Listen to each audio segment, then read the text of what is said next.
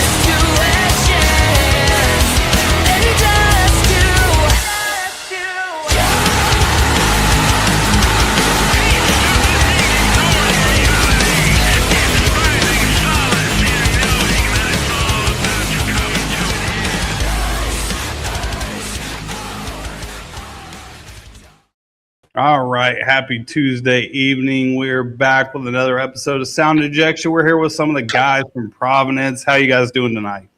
What up? Good. How you doing? Yep. Fan-fucking-tastic. All right, since you know what, I really like picking on Meg. Don't give me that. Don't give me that look. Don't judge me. Okay, I'll ask the question. All right. So how did you guys come to meet each other and start a band and start Provenance?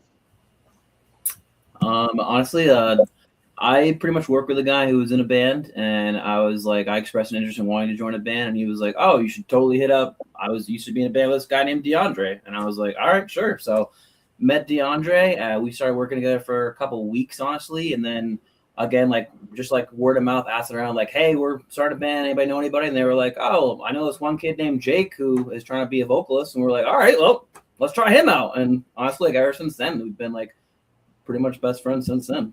Yeah, and that was in 2011 or earlier than that. Wow. Something like that. 2010, sounds right. something like that. Yeah. Yeah. I wish it was that easy here. Definitely seems a lot easier. Yeah. It don't work that way here. You ask anybody about being in a band, they're like, I don't know. They've stuck together this long. That's wild. Yeah. Well, we didn't. We were in that band, and then that band was a thing for a couple years, and then we separated, but we all stayed friends. And then now we restarted another band all this years later. But yeah, we always kept being friends, and everybody kind of had their own different ventures in between then and now. And then we restarted a new band. Okay. All right. Good deal. Cool. All right, CB, you're up, brother. So about the music industry, what is some of the hardest things that you guys have had to learn over the years that you guys have been together? Honestly, if you compare now to when we first started, I remember the very first day Facebook changed to where it's we're no longer going to show you in every one of your followers' feeds.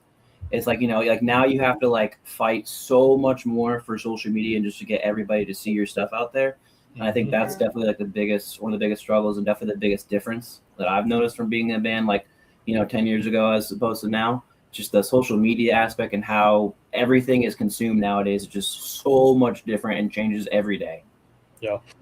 Yeah, the algorithms are absolutely insane, because I know I've talked to a lot of bands and we've asked a lot of bands this question, and it's like you basically have to pay in order for all of your followers to see your shit.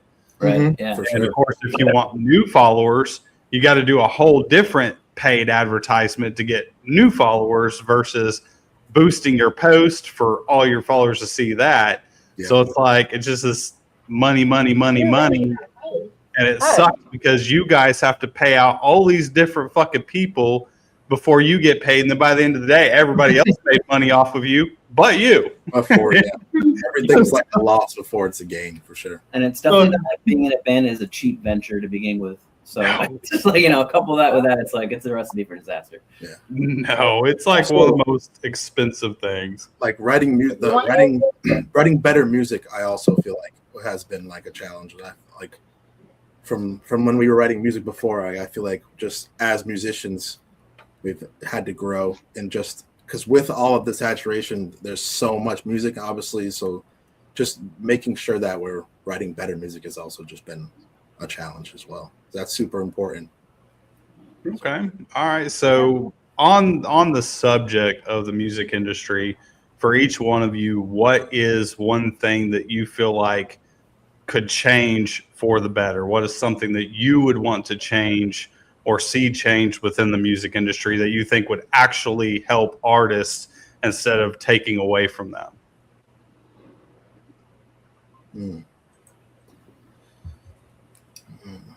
I feel like there could be less gatekeeping. There's definitely like a ton of I feel like it's different.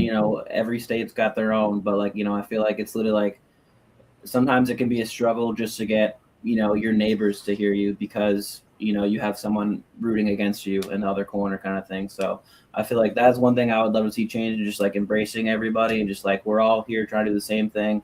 We all love the same music, so yeah. Yeah. I 100% agree with you, because I see that shit on Facebook every day and it irritates the shit out of me. Of course, I don't ever say anything, because if you go and start up a fight and sit there and spread negative comments, it really doesn't do you any good either. Yeah, it doesn't. So, the best thing to do is just bypass it and just keep on going, because I see so many people, I'm like, fighting with them just makes it worse, right? Yep. I also don't want to see my favorite band start stuff like that on social media. Like if I see my favorite band get into stuff like that, I'm just like, man, how petty are you guys? Like, come on. Mm-hmm. It's like, come on, let's be adults here. Let's act like civilized adults, like we are. We can work this out. Let's not act like fucking petty children, and this isn't high school anymore. For sure. All right, Meg. All right, what is the funniest thing that has happened at a show of y'all's? Funny. Either like during the show or like getting ready or afterwards. What's a funny story? I know in our first band, me and our bassist made a joke and tricked DeAndre and Corey because we were running late, and then we sent a like Google default picture of Connor, the kid at the time's car that was all like totaled, and we were like, "Yo, we're not gonna make it." And then we up, like 2 minutes later. But yeah, it was pretty hilarious, honestly. Oh no! How long did you let him sit with that, thinking that it was a shit show? They never told us until they literally got there. They showed up. They literally showed up. Like, okay, you guys are here. Cool. Yeah, they just let us stick in that the whole time. This Went for like an hour. It probably took a while. This big jackass over there, not her, but him. This one. I'm trying to remember what exactly it was, but he sent me a damn AI picture. I think I hadn't gotten out of bed yet. We were supposed to get hit by a freak storm. So he's just like, "Have you been up and looked outside yet?" I said, "No." And he goes, "Well, I don't think we're going to be able to make it to work." I said, "All right." I was like, "Why?" So he sends me this AI picture of outside of our apartment, just like covered in snow. I'm like, holy shit. So I text my boss and I send this shit to my boss. And I sent it to him. I'm like, we're not going to be able to make it. It's too deep. We got to go over all these bridges and shit. She's like, oh, okay. She's like, well, we didn't get it that bad over here, but I guess yours is pretty bad. She's like, all right, you guys are off for the day with pay. I'm like, cool. So I come out here and his ass is in work clothes. And I'm like, what are you doing? He goes, going to work. I'm like, you just sent me the picture of the snow. And he goes, that was AI. I was just fucking with you. I'm like, well, I hadn't told our damn boss. You got the day off. Free day off with pay. We did get the day off with pay. But I was like, damn, I hope she don't fucking find that shit out. I get fired for sending her ass a damn AI picture. That's so funny. It's pretty wild what you can create out there. All right, CB, you're up, my friend. So let's talk about your new release, Fall Risk, if you guys can. Yeah, let's talk about it. I think we can. Yeah, we definitely can. Let's do it. Well, the song is really about just an untrustworthy woman, just conniving, for lack of better words. A hoe. You know the word. Oh. Damn, just throw it out there, Meg. That's really what it's about. Okay. Everybody's been in a situation where you know someone like it. So it's definitely one of the songs that, like, you know exactly what we're talking about, and you can kind of definitely relate to it. Yeah. Okay. It's also definitely our heaviest song to date. It's one that, like, we've played it live a couple of times, and usually it's definitely like one of the ones that's received the most well live. So we're definitely stoked to get it out there. Yeah, it's definitely one of our favorites. Yeah. Kyle's not here, our drummer, but it's his favorite song. There's a certain part in the song where there's like a 8-bar buildup where it's just like crashes hitting, and he always stands up on his drum set and he always gets hyped. It's definitely the live the song that hits the hardest live. Definitely my favorite to play live too, for sure. Okay. I'm glad you guys could admit to that, because we always ask bands, like, I know damn well, because I've played in a lot of bands in my life, you always have that one song that is like your favorite to play live, that your energy just goes even higher. There's so many of them that don't want to fucking admit to it. They're like, oh, we like all of them. I'm like, come on now. There's got to be that one damn song that you just really like playing live. Come on. No, we like all of them. Half into it, it's always like, you can always feel the energy. We're always feeding off of each other. It's a good one. It's fun to play. Yeah, there's one part in particular for me. Every time we play it live, I'm like, oh, here we go. All right. Here we go. See, I've always had a favorite song. Always, for as long as I've been playing in bands, there's always been one. But like I said, like, you guys are probably one of the very first bands that have actually admitted to having a favorite song to play. Oh, yeah. All right. Speaking of favorite things, I'm going to get into a little bit of a personal matter here. So, if you had to choose one album and one album only to listen to for the rest of your life, what would that album be and why? For the rest of my life. Yep, you only get one. All right, I'll go because I know my answer, and it's not a metal record, but it's gonna be a Lesson in Romantic by Mayday Parade. And why? Just because, like, I feel like, I don't know, it's like always been like pretty much my favorite album for like ever since I heard it when I was in high school, and I've just always loved it and still do the same. Put it on. There's no skips, so. For me, it's probably going to be Stand Up and Scream, because I literally love that album. And honestly, like, I kind of had I was a late bloomer when it came to heavy music, and like, so that for me, that was kind of the first thing I like really fell in love with for like breakdowns and like that sound that they had. So yeah, it's gonna be my answer. Okay. What about you, Jake? It's tough because I don't know if I would pick something heavy, but I will for the time being, just so I don't take forever. I'd probably just kind of out there, but like one of the first heavy bands I liked was Korn. So I mean, I'm gonna say like literally the Korn like first drop. Oh yeah, the self-titled. Yeah. That was like one of my first CDs, and I actually listened to it like probably last week, and I was like, "Ew, this shit's slapping still."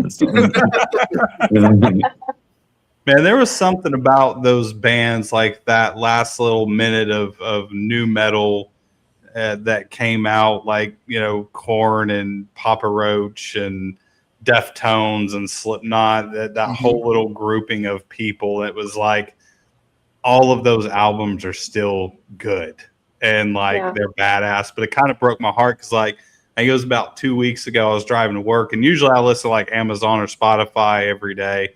I decided I was going to listen to the radio station, so I was like, I don't even know the damn local radio station, so it's just like wait until I heard something. I heard Slipknot, and I was like, okay, that's a rock station, I'm gonna leave it here. And as soon as it was done, they were like, yeah, you're listening to the classic oldies rock and metal station. I'm like, what? Slipknot is classic.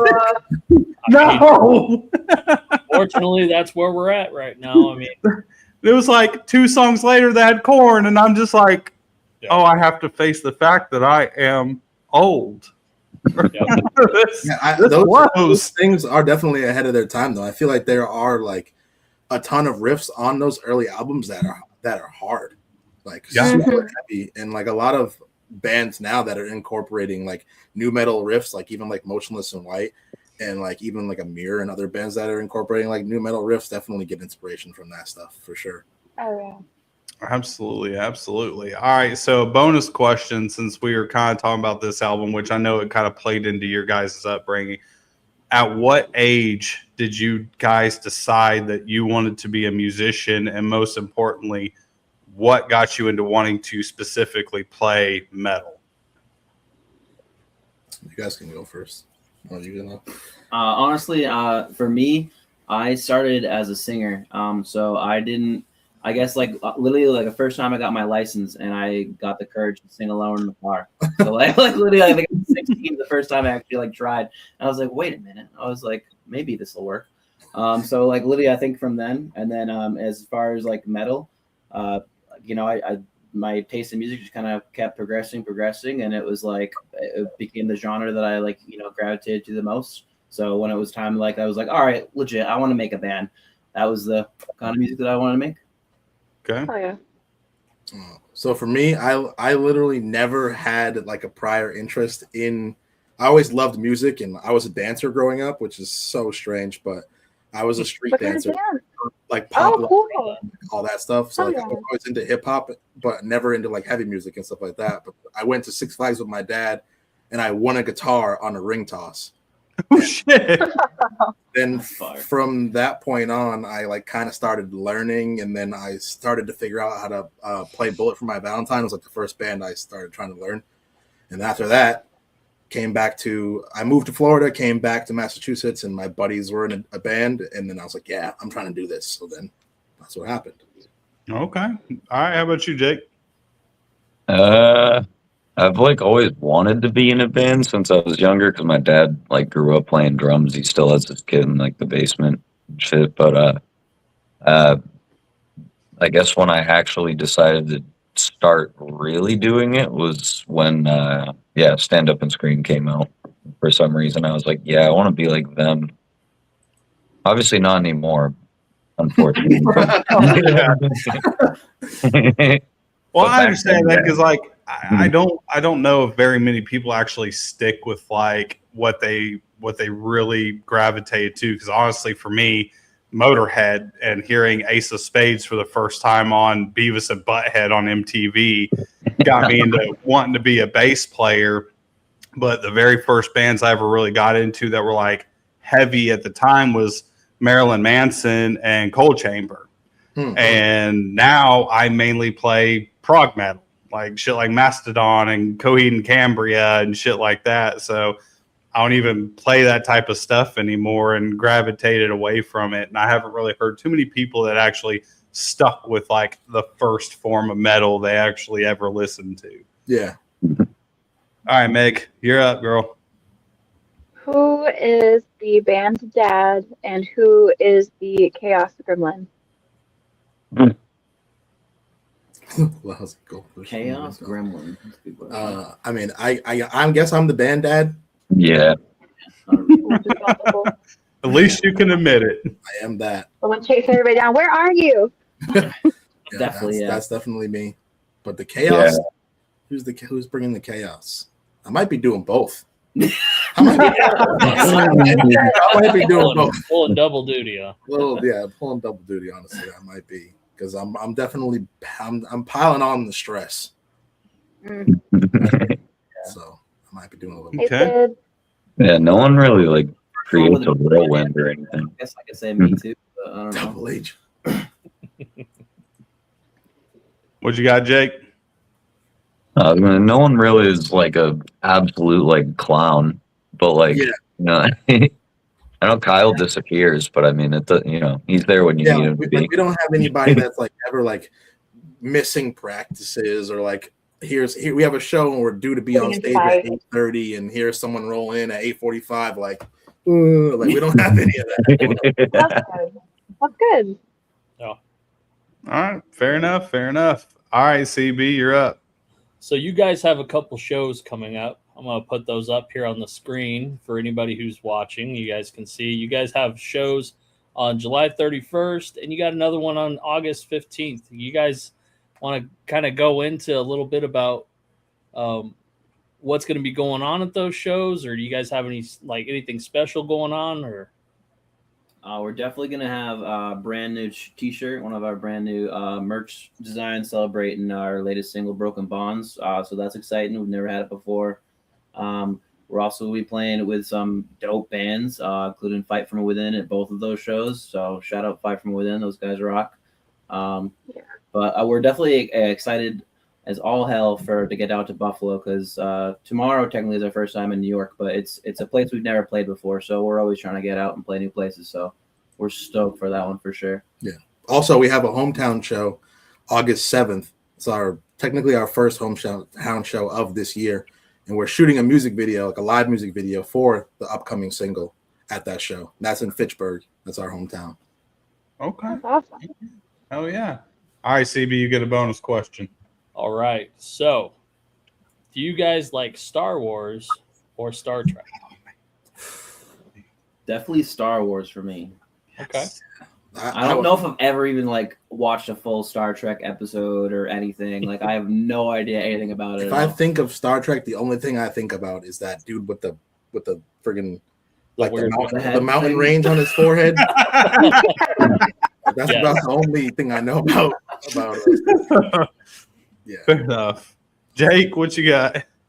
I'm not gonna lie, this is a lame answer, but I would only have to say Star Wars because they don't have any friggin' amusement park rides for Star Trek. Or, I mean, yeah, they do. Never mind. Yeah, no, I'm just gonna say Star Wars. Forget I even said that. Hell yeah. Hell yeah. Good answer. Good answer. Always go with Star Wars. Do they even have lightsabers in Star Trek? That'd probably be like a copyright infringement, probably. Yeah, what do they do in Star Trek? Because they're just I don't get it.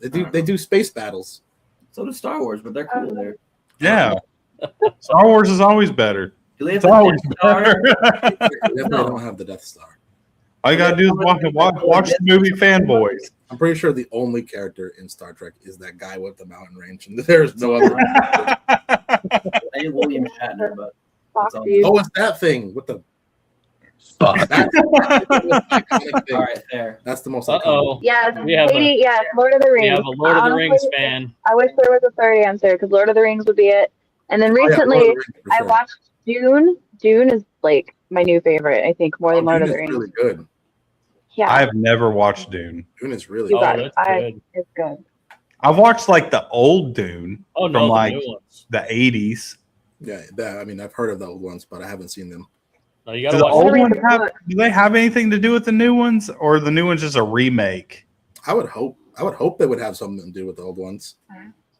But I know I don't know. I've never seen the new. I've heard the new ones are good. I guess I'm gonna have to sit down and get time.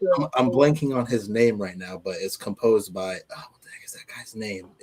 I want to say he's German. I can't know German dude. I can't. What the heck is his name? Either way, Hans Zimmer. That guy. Hans Zimmer. Yeah, he's the guy. I'm pretty sure he's the guy. The score. All right. So, if you could dig up any dead musician and learn everything that they know about the music industry, who would you dig up and spend that whole day with? My answer is going to be crazy. No one's going to like it. Michael Jackson. Dude, that was what my Oh, answer. that's a normal answer. That's a normal answer. Oh, he's an icon. We've gotten that answer a lot. Actually. Really? Oh yeah. Yeah. Okay, that's yeah. Yeah. undoubtedly my answer. It's For a good unbelievable. reason. Yeah. I don't even know who else I'd even. Well, I would say Michael Jackson, then I would say Jimi Hendrix. That's a popular answer too. What about you, Jake? Iconic. OG Bob Marley. Okay. That's a good I answer. don't know if you're That ever man could teach me so many things. pretty sure if you spend a day with him, you may not remember everything he Yeah. taught you that day. That's part of the reason I would enjoy it too. So Because I know damn well I would not remember a damn thing. All right, Corey, who you got? I was gonna say Michael Jackson too. That was like the first one Okay. that came to mind. Was like literally, I was like, it's got to be Michael Jackson. I mean, you know. Yeah, normally I would say Lemmy, but I actually got to meet Lemmy and spend time with Lemmy on a freak incident that took place. But other than that, I would hands down, I would say Paul Gray from Slipknot. I'm a big wrestling fan, so I would also like to hang out with Lemmy because why not? You know. Yeah, exactly. I mean, it's Lemmy. Lemmy is God. That's just all there is to it. All right, Meg. So what is each of your like pre-show ritual? What do you like to do to get ready to go rock? I personally would love to at least have 2 beers in me. Agreed. Performance a little bit, you know. Gets a Gotta little, loosen the nervous up a little bit, you know. Throw in a nervous poop in there, you know. Oh yeah. Yeah, nah. I mean, for me, yeah, I gotta at least piss like 2, 3 to 4 times, and then like I have There's to. some in there. I know it. I have to make sure that like all of the stuff, like all of the laptop, like my laptop for running the tracks, and like I have to make sure that my quad and like all that stuff is already plugged in and already like ready to go, because I can't be the guy that's like on stage fiddling around with cables and making changeover take like 20 minutes. So like I have to be like clear-minded and unstressed. So I have to make sure everything is just ready before we go on stage. That's like everything, something I do before every show. Okay. What you got, Jake? Honestly, as long as I have like 2 essential waters, a little bit of weed and a couple beers, yeah, I'm good. Yeah, you got me smoking weed. I wouldn't even make it on the damn stage. Let's make sure we give you half a gummy before you go up. No, the hell we will not, because I will not make it. I'll be in a whole nother dimension, and I won't even remember whether I even got to the damn venue or not.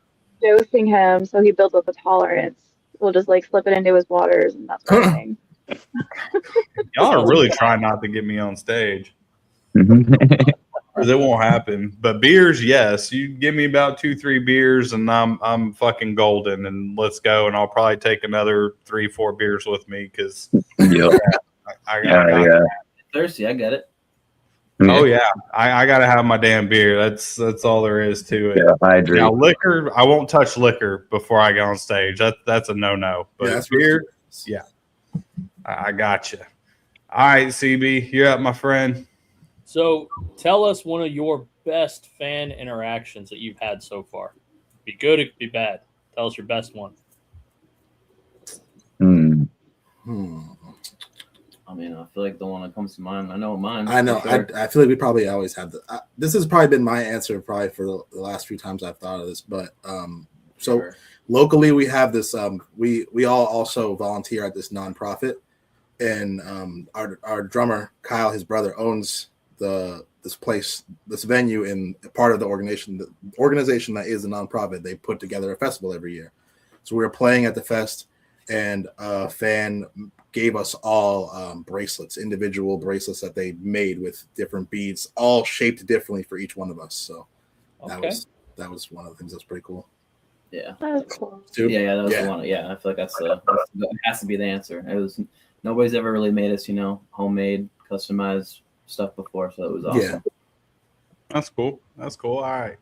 So if you guys had the chance to go on a worldwide tour and you could take any 3 bands of your choice with you, they cannot say no.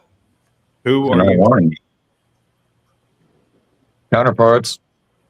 Yep. Okay. You got 2 more. Who you got? And they couldn't say no, you said? Nope, they cannot say no. The Spice Girls. Oh boy. That might be a first. Woo, that is definitely a first for that answer. What you want? What you really want? Yeah, you get it. You know. I'll say actually the Windwalkers. Okay. Oh yeah. Very good. Be homies with them back in the day, so it'd be dope to hit that again. Yeah, All right. And who else? And I know an obvious one from Boundaries. I'm gonna say the Story So Far. Oh, Okay. Okay. yeah. Damn, that's 3 answers we have never gotten. Nice. That's Yeah. That's nice. All right. I dig it. Be a sick tour. Yeah, hell yeah. That would be sick. All right, Meg, you're up. So how do you guys deal with self-doubt or like imposter syndrome, like the negative feelings that sometimes affect our music? There's a way to deal with that.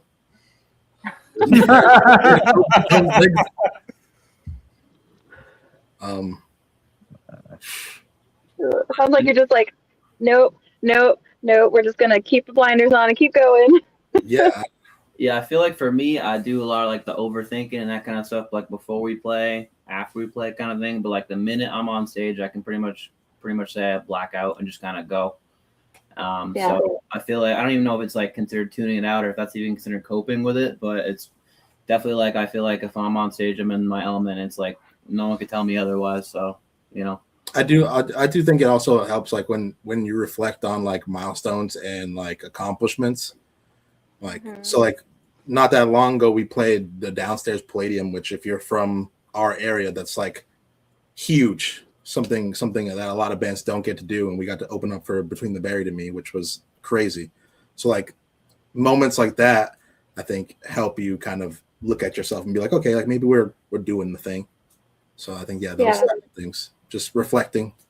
Yeah, celebrating the wins. Sure. Celebrating the W's definitely helps. Yeah.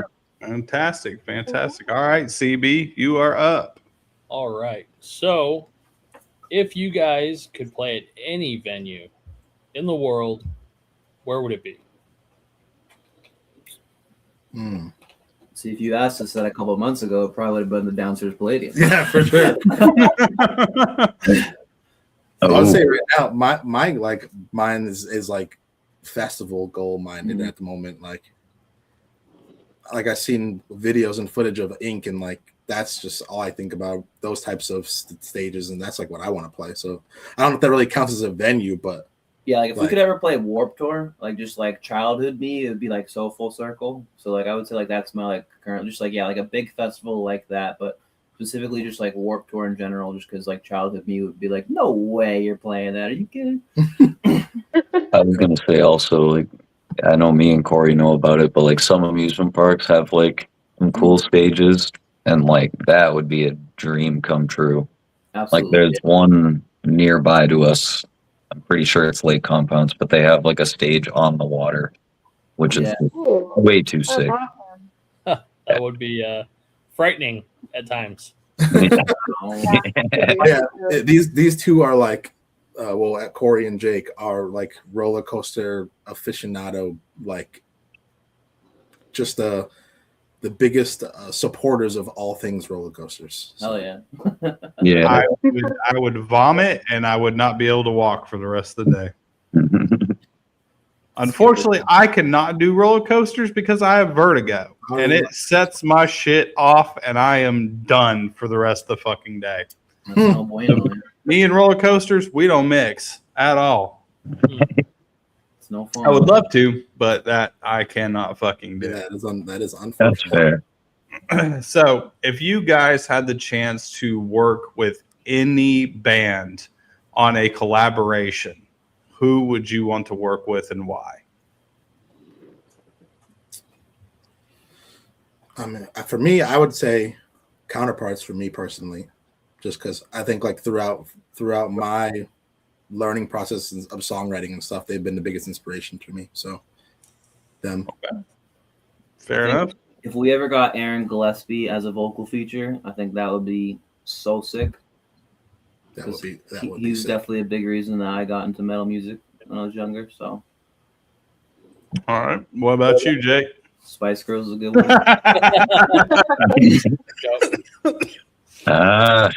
I mean, I wish it could happen, but no, never mind. Shoot, that's a hard one. I'll probably just say, Brandon from Counterparts as well, because I would love to work with that man. All right, fair enough. See, mine's always been Trent Reznor. Always. Yeah. Because I mean, the dude's from production and engineering to the man can play every damn instrument known to fucking man. I have always had an immense amount of respect for fucking Trent Reznor and everything he's been involved with, from Nine Inch Nails and all the other shit that he's done. It's, to me, that would be. I just watched Tron Ares, and he did the music for that. I was like, holy shit.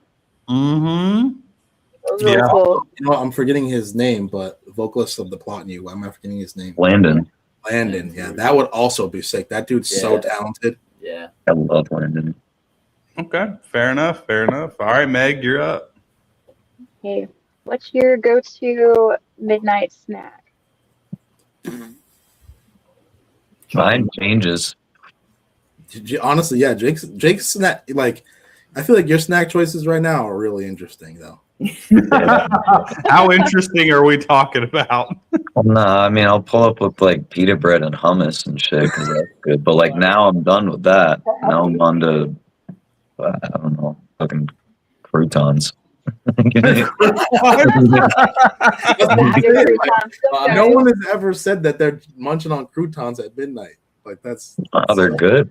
Okay. Shredded cheese straight out of the bag. That's a good midnight snack. I do have a party tray of cheese in my mini fridge in my room. I do, yeah. Where I keep mine. So it sounds like it's just whatever Jake can get his hands on is his snack, his midnight snack. A little mouse, I guess, Yeah. Salty and sweet. Around and forages. But it's never like a, oh, I'll eat a whole thing of Oreos, or anything like that. No. Nothing like that. See, mine's always been, if I'm up that late, which I am not a late night person at all, I'm very much a early morning person. But if I am up at night, it is peanut butter Captain Crunch. Oh, yeah. That slaps though.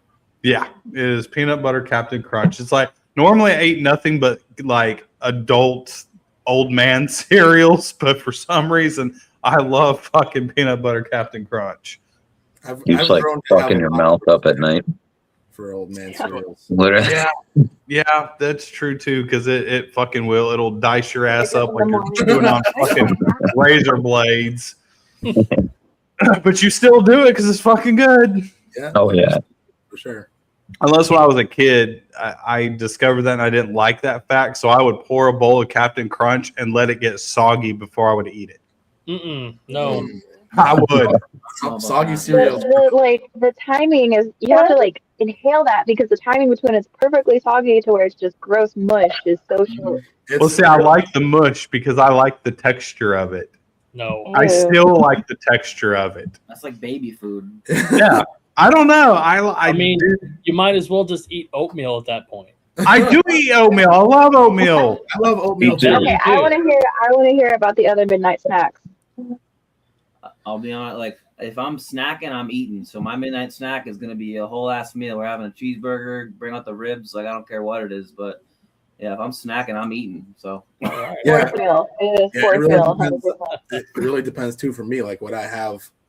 Honestly, I'll literally eat whatever I have on hand. So like if I happen to have something that's ready for me to grab and eat, I'll eat it. I do like grits. Thank you very much. I live in the South. Of course, I like grits. Southern people. Corey do like doesn't eat grits. snacks. He just like is like, Yeah, he I don't want a don't- steak. I really don't eat snacks. At So all. I'm eating a meal. If I'm eating, I'm eating. His ass is going to Longhorns. Doing it right. Right? Exactly. Yeah, I'm Or definitely- SDK if we're in the area. I'm sorry. Oh man, good lord. Katie. I'm from the South. I like grits. I tried Especially to get into grits, I but still can't haven't get had into grits them. yet. I can't get into grits. They just freak me out. it depends on how you cook them. There's a certain way to cook them. Most people they cook it with water. You're not supposed to cook it with water. You Supposed to cook go it. with milk? You cook it with chicken broth. Oh, Or milk. Mm. oh. We don't do milk. Don't ever tell anybody milk in the South because they will like some little old Southern lady is gonna like beat you with a yardstick if you I'm ever from say the milk or South. water. I am from the South. Well, I'm talking like East Coast South. Okay. Yeah, it's around here. It's always chicken broth and some cream cheese, and it makes it creamy and adds Oh, flavor to it, That sounds and then a little bit of salt and pepper and butter. That's That grits sounds down good here. now. Yeah, you come down here, that's the type of grits that you're gonna get, not that fucking watered down shit that people make. All right, CB, you're up, my friend. What is the best scary movie that you have seen? Wow. Damn. That's a good question. Tucker and Dale versus. Oh, is that really in it? Is that a That counts? scary? Oh, that is so That's a good movie. I love Comedy. that one. Such a It's a good comedy though, right? Yeah, I mean, It's Yeah. still horror, though. Right? But It's it's a got horror body horror. comedy. Yeah, It's there's still got blood in gore. it and gore. Yeah, yeah. That's, Yeah. that's literally like top 3 movies of all time. honestly. Yeah. I It's love so- that movie. Well, I mean, some of the Chuckies, they're comedy horror too, basically, Yeah, if you really think about it. Yeah, every single Chucky is satirical for sure. Yeah, and like fucking Evil Dead, all those were fucking campy comedy horror. Hmm.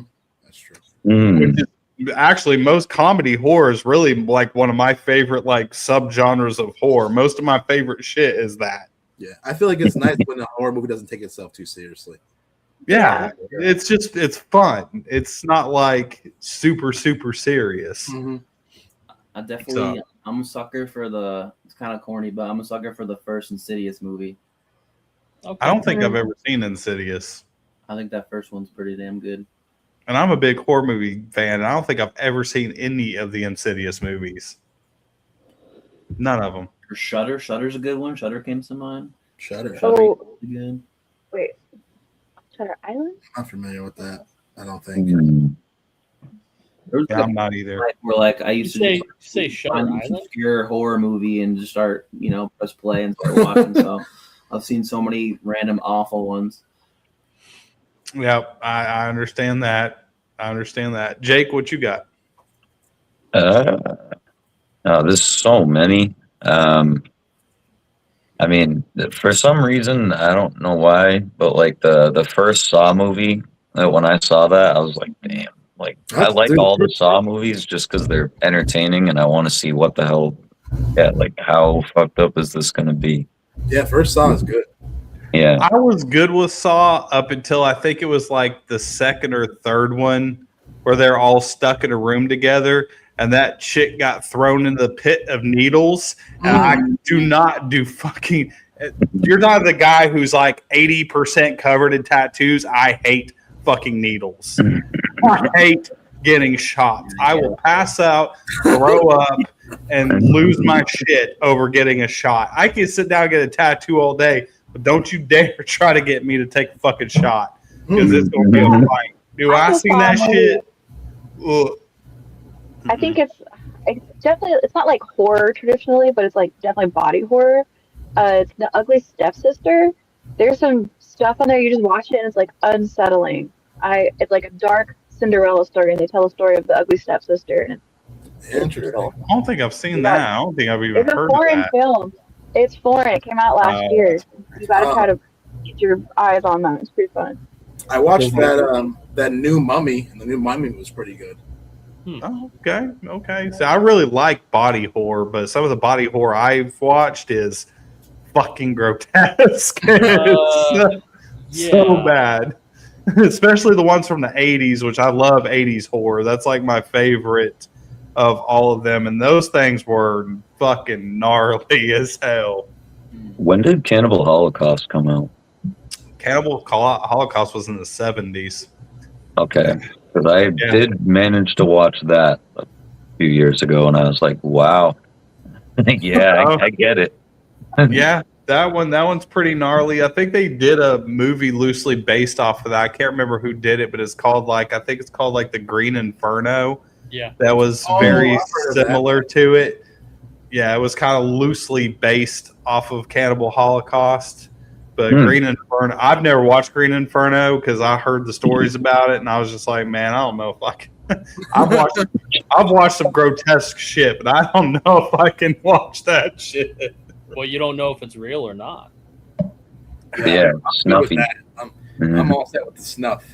Yeah. Well, that was like Cannibal Holocaust. They drug the director into fucking court because there's a scene in there where I think they bashed a turtle to death and mutilated it. Disemboweled it.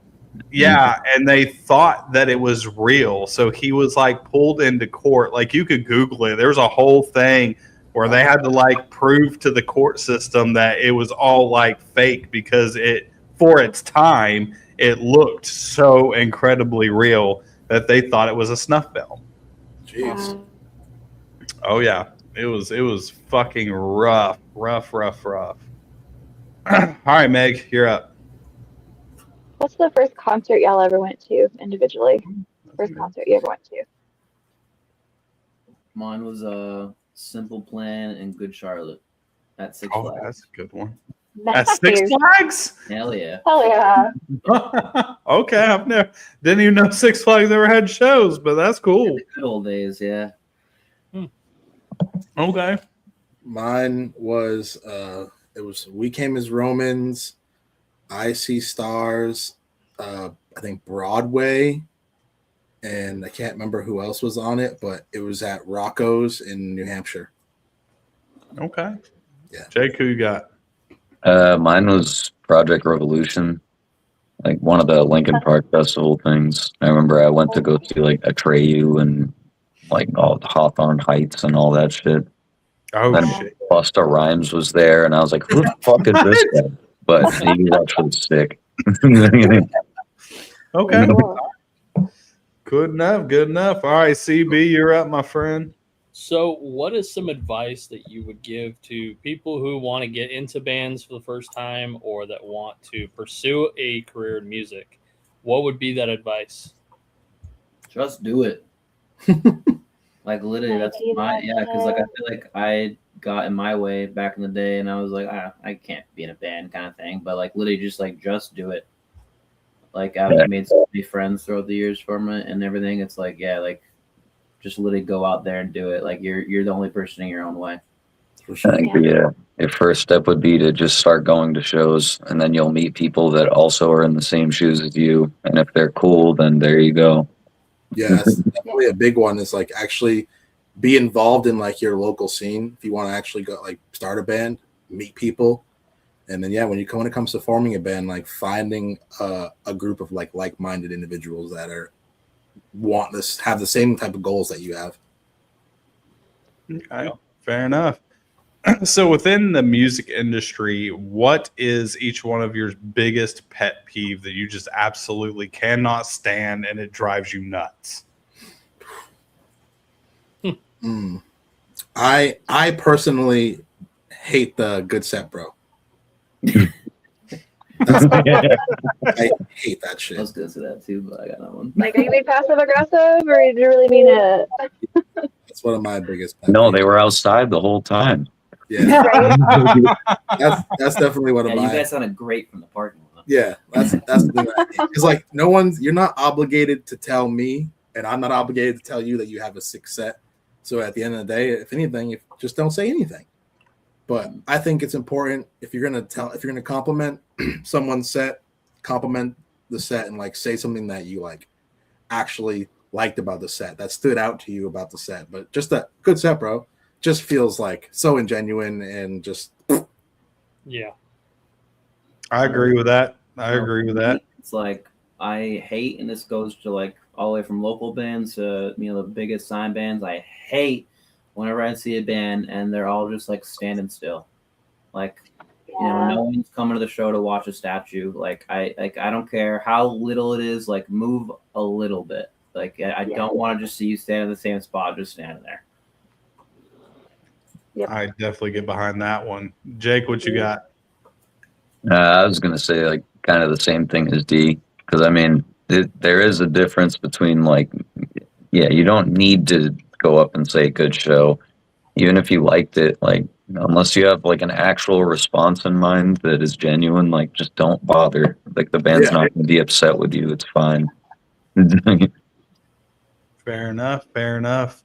Actually, to go back to what Corey said, it kind of, I guess this happened probably, I don't even know if these guys are even still around, but it was probably like, I don't know, maybe 10 years ago.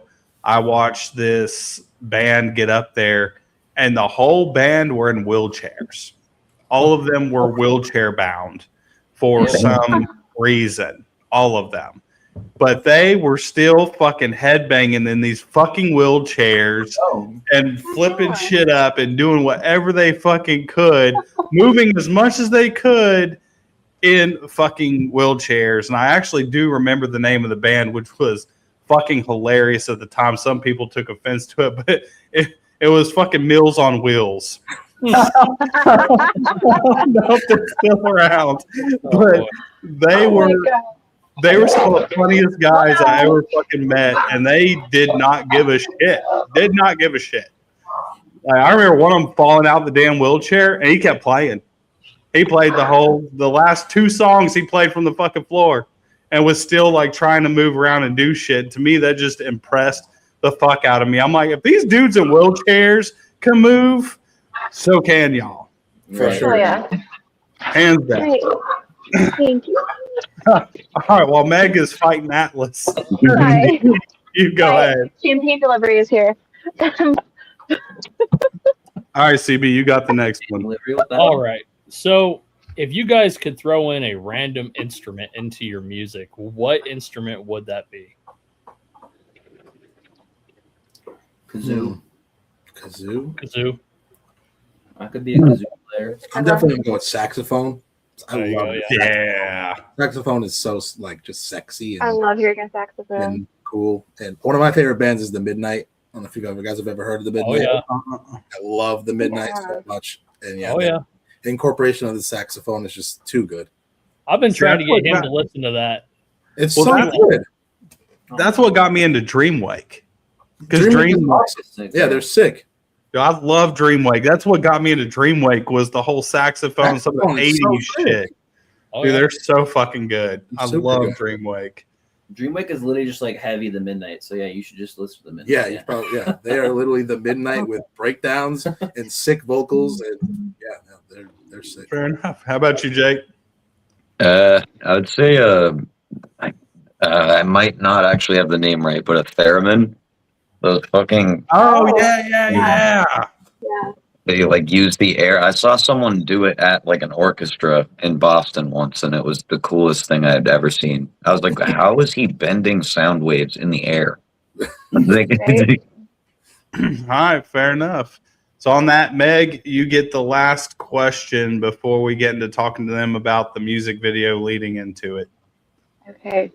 Whenever people come to your show, what do you want them to leave with? Like, what impression do you want to give? Oh, I was gonna say merch. Yeah, of course. Of Good course. call. Good call. That's so funny. Honestly, like I said, I hate going to see bands play and they're just not moving. So I would love it if people like literally just remembered our set as like, oh, they were the energetic band. Like I want, that's like a goal of mine is I always want to outperform everybody who we're on a show with. Yeah, I feel exactly the same way. We always try to put on the exact same show, whether we're in a room with 10 people or 100. So it's like, as long as people leave the show thinking like, yeah, those guys absolutely crush. That's pretty much the goal. Okay. All right, Jake, how about you? Oh yeah, same thing. Just have them leave with like a memorable set, like even like I screw up all the time, but like I save it. And usually people like, if I do screw up bad enough, they'll notice that and be like, damn, bro, you saved that shit mad good and you rolled with it. And I'm like, yeah, there we go. Great. Oh, fair enough. So we do have the music video for everybody to check out, Broken Bonds. So you guys want to go into a little bit about what the song is about and what went into the filming of the music video? Yeah. So this song's actually, I wrote a large majority of it. It's actually about my dad. And it's pretty much just about how much of a clown he is and how much he's just not in my life. And yeah, he's just a bozo. So I wrote the song about that. And yeah, you can definitely, if you little lines, just a lot of jabs and a lot of just me pretty much writing a letter of fuck you pretty much. So that's pretty much what the song is. And then the filming of that was like we all went out to this super sketchy abandoned place that we weren't supposed to be at, and it was super fun and scary and yeah, I think we captured a lot of that energy in the video. Yeah, the cops came halfway through during filming, so we actually had to stop and had to find a separate location to film drums. But you can't tell. I think we did pretty good. Facts there, yeah. All right, fair enough. So on that, we are going to get into the music video for Broken Bonds. Please, anybody who's watching, please go check out Provenance on all those social media accounts. Hit that follow button. If you're in the area, go to a show. These shows don't cost that damn much. Get your ass off the couch, go to a show, buy the merch, support these bands. On that, we're getting into Broken Bonds. We love you guys. We will be back again at 9 o'clock with another interview. We love you guys. Have a great night. Thank you.